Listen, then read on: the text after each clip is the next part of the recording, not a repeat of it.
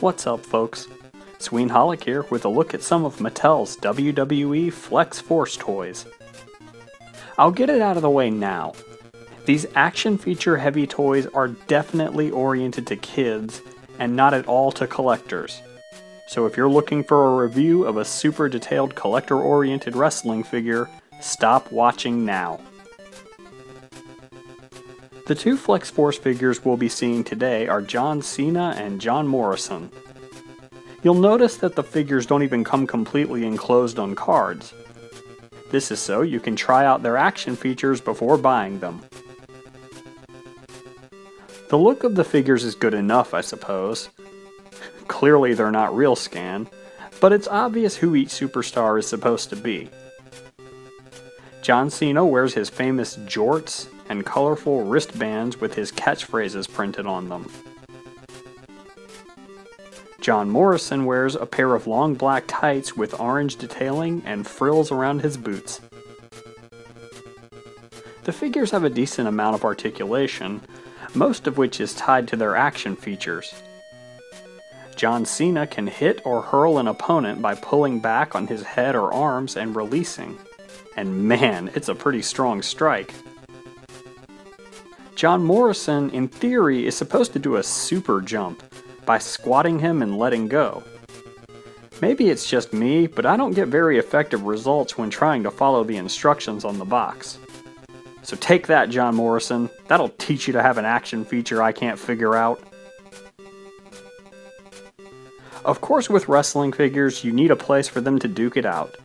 So enter the Flex Force Colossal Crashdown Arena.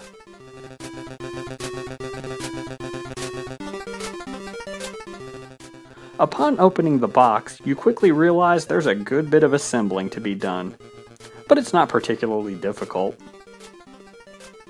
The ring goes together pretty much like any toy wrestling ring.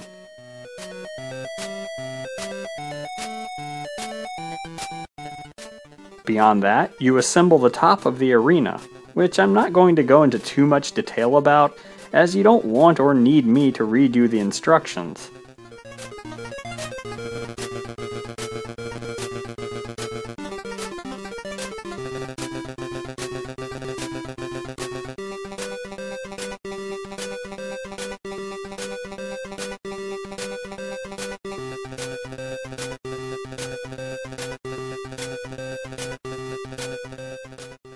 There are decals to be applied.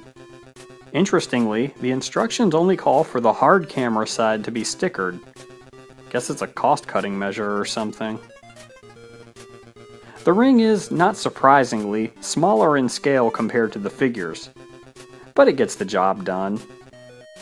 However, the Colossal Crashdown Arena is more of an action feature-based playset than a mere wrestling ring. There's a pair of little platform-like things that can attach at such points as the ring posts. They serve as stable launching points for the Flex Force figures. The platforms can also be placed on the red action points of the arms if they want to take the fight to the top of the arena. One of the action points is even adjustable. The idea here is to launch your figures so that they crash through the fenced ceiling on the top of the circular Titantron. The instructions quite humorously illustrate ways for your figures to put themselves through the ceiling, as opposed to doing so to their opponent. Come on, Jomo, I know you've been on a losing streak, but you've got a lot to live for, man. Once you've crashed through the ceiling, it's time to take down the Tron. The idea now is to launch your figure in the direction of the trigger within the circle. Should you do so, the entire upper structure crashes down on top of the ring. You know, just like that one time. As the set includes a hanging WWE Championship, but no ladder to grab it with, I guess the idea is you destroy the heavy structure above the ring and, provided you aren't crushed to death by a ton of metal and electronics, you're the new WWE Champion. Awesome. Okay, I know the set is pretty silly, but I actually got kind of a kick out of its ridiculousness. Besides, as I mentioned at the beginning, this one's for the kids. So if you're not impressed, you should probably stick to collector lines. The Flex Force figures and Colossal Crashdown Arena are currently available wherever Mattel's WWE toys are sold.